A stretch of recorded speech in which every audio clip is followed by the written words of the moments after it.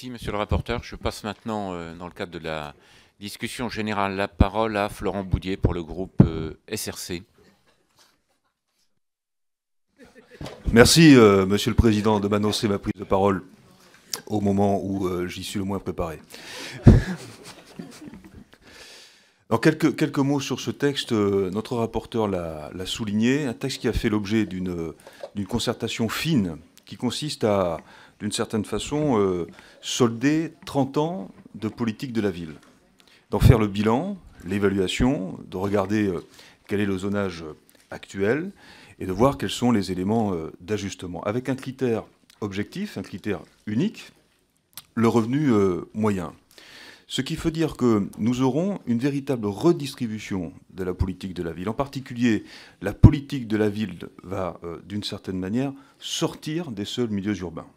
Et nous sommes ici dans la commission aménagement du territoire. Il faut regarder cet aspect-là avec beaucoup d'attention.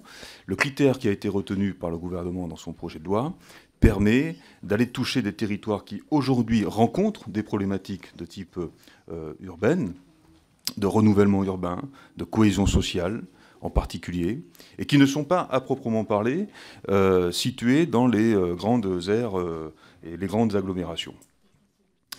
Il y a donc la possibilité de venir soutenir, accompagner, en particulier ces bourgs-centres, qui exercent des pôles de centralité au niveau des territoires, qui structurent notre territoire national, et qui demain vont pouvoir bénéficier des stratégies d'accompagnement au titre de la politique de la ville.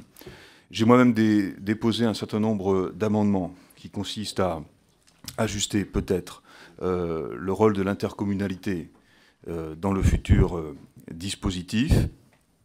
C'est un enjeu important que de relancer la stratégie de renouvellement urbain et de cohésion sociale dans notre pays. Je crois, monsieur le rapporteur, vous l'avez souligné, que ce texte permet de remplir cet objectif.